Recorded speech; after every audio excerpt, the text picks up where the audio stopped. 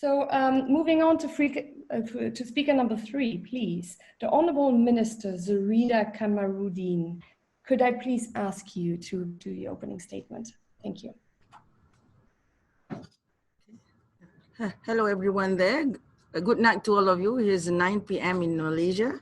So thank you very much for inviting me to be part of the panelists for this session. And this is my first exposure to this World Humanitarian Forum.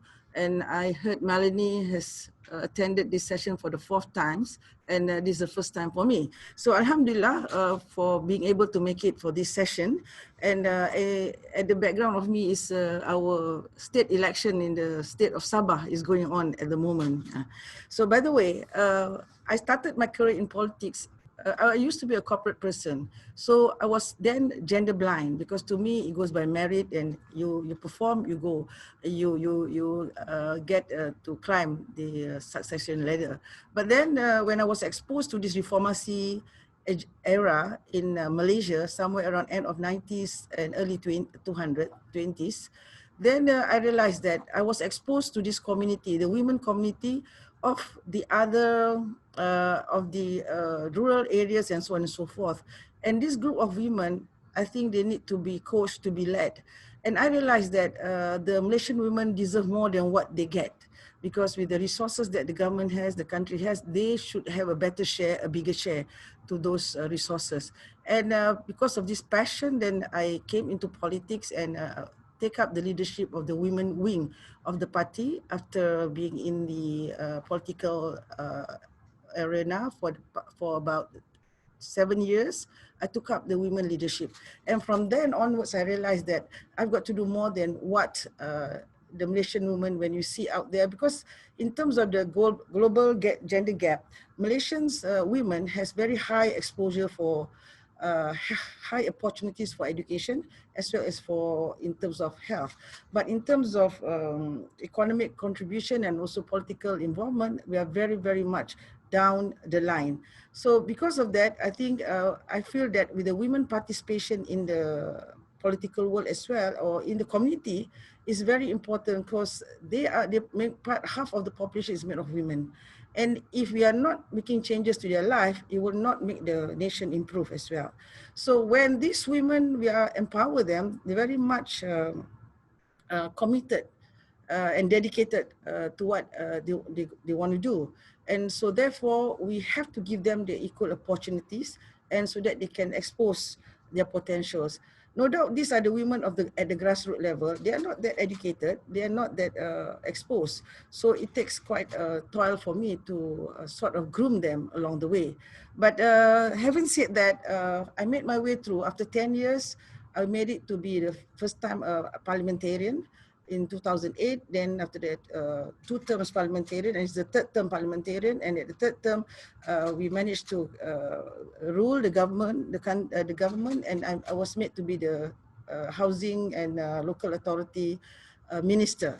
So with that, having that position as a minister, it gave me a chance to mainstream the gender, the women. So gender mainstreaming, where women are in power, we should capitalize on that. Then only we are able to expose the women.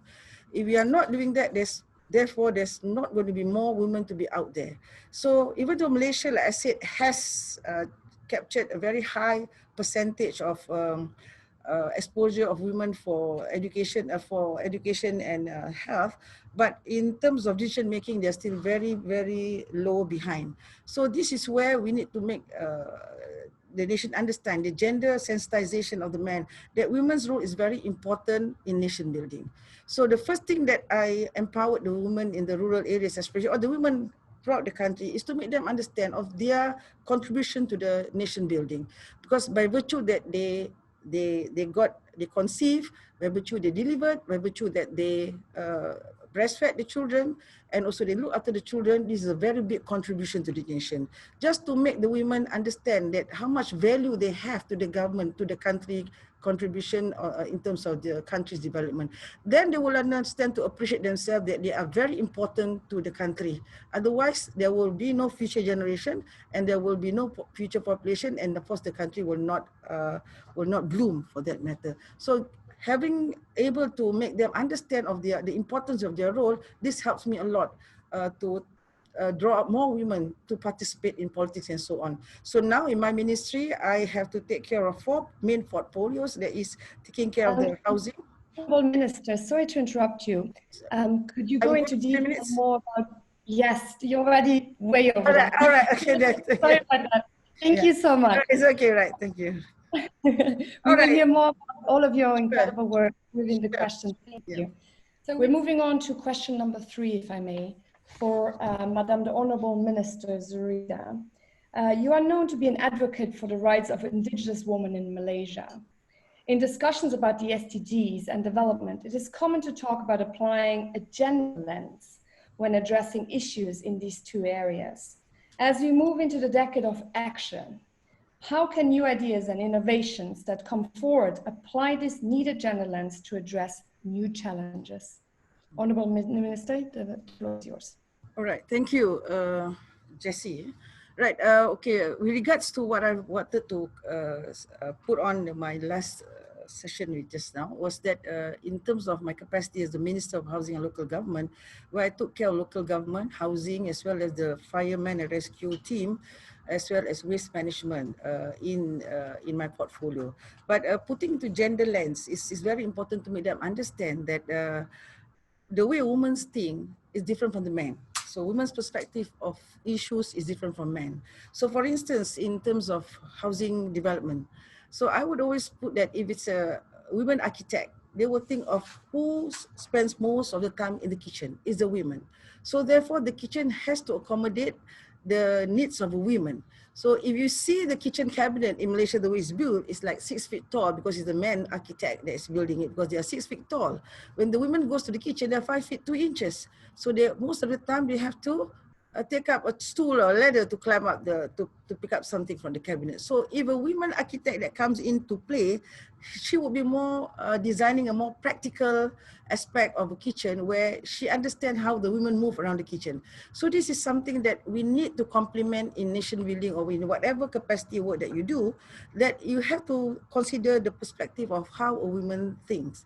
So in terms of development or property development as well, where the toilets, for instance, so in Malaysia, we are still patriarchal society where the men's toilet is bigger than the women. But the women needs to have more space in the toilet than the men because the men do two business at 2 different places. The women have to do 2 business at 1 place. So therefore they need a double space and not forgetting that they also have their children sometimes with them. So these are the things that they have to make changes in the development area or property area development where it's under my ministry. And that also in my fireman and rescue team where we want to encourage more women to participate. So, but then this is a man's career. That's what they said because it's quite a very physical task kind of job. But then we need more women because in times of troubles, in times of calamities, women need to be there to serve the traumatic victims in terms of counseling and calming them down. We need more women to be there. So with that aspect of thinking, then only they are able to understand why we need more women in certain places or across, I think most of the jobs and across any jobs that is there, we need women contribution and women participation. And if we don't have women participated in this sort of industry, for instance, the oil and gas industry, where we have these engineer women who are there, so they were given overall coveralls, the uniform. So they do not design for women, they design for men. So until a woman came to that profession, then they will be able to tell that, hey, this is not fit for women. So then only we are able to fit in the women's needs wherever they are, in whatever capacity they are. Talking about the SDGs, I think SDGs, all the 70 SDGs hit across the women because women participate in, women are there in all the 17 goals. So in terms of waste management, it's the women that is most of the time handling the rubbish because they're in the kitchen, they cook. So it's them that we should empower to be taking care or to participate in more progressive or more what shall I say, in terms of waste management. So we should educate them more. How do you want to go about recycling these products and making money out of it? So this is about empowering the economy as well. So these are the things that we should be putting in a mainstream position like mine. I should be the one who should be advocating and supporting women participation and ensuring that at all levels of my ministry, they at least appoint 30% women in their department. So then only we are able to raise the women participation. Because if you're in that position, you are not able to bring out the necessity of women to be there, then the women would not be given the equal opportunity to rise, equal opportunities to be part of nation building. And of course, again, the women thinks differently from the men. So it's very important to include women. And research says, Harvard says that women contribute and make more productive workers in most of the agencies. And this should be recognized. And therefore, women should be given more equal opportunities. Thank you. Thank you, Honourable Minister. And it was really nice to hear for once also the more practical, everyday life aspect of it, such as with the example with the toilet, for example. I totally agree with you. Everything that we're living in the world, really, or most of it, is designed and engineered by men. And it's time to change that. Totally agree with you. So moving over to question number 6 then, if I may, which is directed again to the Honourable Minister, Madame Zuraida. In 1995, tens of thousands of women from 189 countries converged in Beijing for the United Nations Fourth World Conference on Women to insist that women's rights are human rights. How far have we come since then? Honourable Minister, the floor is yours. Thank you. On this issue of how far we have gone, I'm talking about in the perspective of, in the context of Malaysia.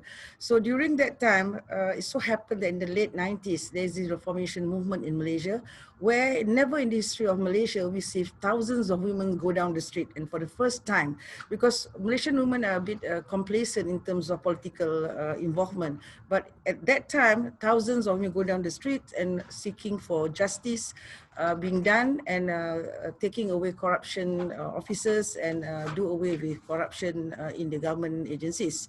So after that, the country also never beat the 10% mark of women members of parliaments in the lower house. So after that reformation movement in 1998, and we only see 10 years later that we hit we break the ceiling of 10% women involvement as MPs in the lower house, and we hit to 13%. At least there's some improvement there. From then onwards, we see the increasing of more and more women participating, being appointed as the state ministers, and we hit the 30% women councillors in some of the states, and we also have 50% state ministers are women, and somewhere in 2018 also we have appointed the first female speaker and deputy speaker in the state assembly, and now in 2020 we have appointed one deputy women speaker in the lower house, and this is history in Malaysia.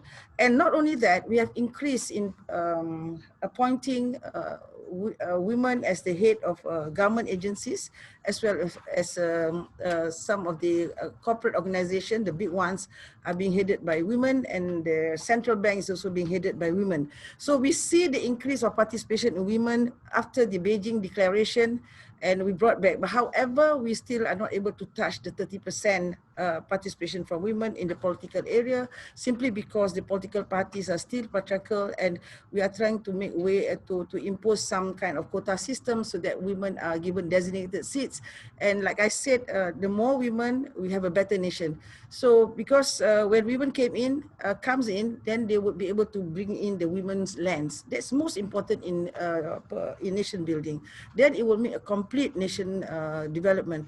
Otherwise, you will not have the full perspective of what the country wants. And in terms of law, so we managed to, in the lower house, we managed to put in a standing order to take away the sexist remarks which have been made by the male members of parliaments. We managed to amend that in the standing order of the lower house. Then we also managed to have this law on this child court for the violence for girls. So we managed to legislate that, and we started the children's court for sexual abuse.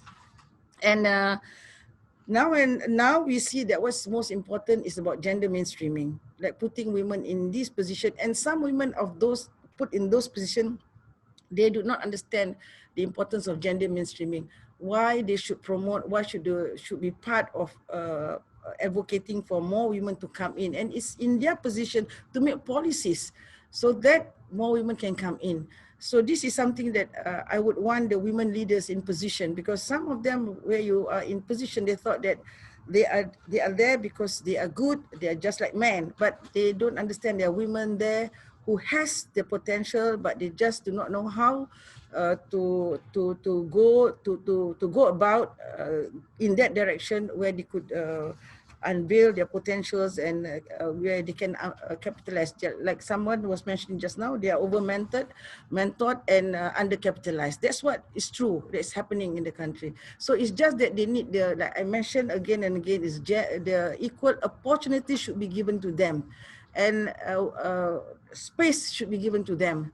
So it's just that when there is job vacancies and so on and so forth, the men think they do not want to take the trouble of finding that women to fill up the position. But if a woman is there, she will make the trouble to find that woman to fill that position, even though it means like looking for a needle in a haystack. There's sure to be a woman out there that is capable and qualified to do the job. So that should be the policy. Thank you. Thank you so much, Honorable Minister. That was really insightful, and congratulations already on all of the achievements you have done and have achieved in Malaysia. It's really commendable. Your Honorable Minister, Zuraida, please, your closing statements. Thank you, the Global Humanitarian Forum, for inviting me, and all the panelists. Thank you for sharing, and I hope that it will be the start of our communication from now on, so that we can share all the success stories and all the experiences you have. So as far as I'm concerned, I'm very much action-oriented person, and I hope that we have a lot of, the last time we have MDGs, now we have SDGs, and probably there's will be another G somewhere around after 2030, but we fail to fulfill all these plans. So I really hope that we should all together put, all over the world, everybody should be trying, not only the women fighting for the women, the men also has to get their role to help the women out there. So it's not, it's gender sensitization is very important, and so that they understand why the need to have women to be part of nation building. It's not to compete with them, not to be more than men, but it's the gender lens that's most important. Because I think all of you agree, women thinks different from the men. No matter how your husband say that, when you're about to deliver a baby, I can understand how painful it was. Only another woman would understand the other woman. There's no way a man can understand that, because they don't go through that experience. So for that, again, once again, thank you very much. You make me laugh. As a mother of two sons, I totally agree with you.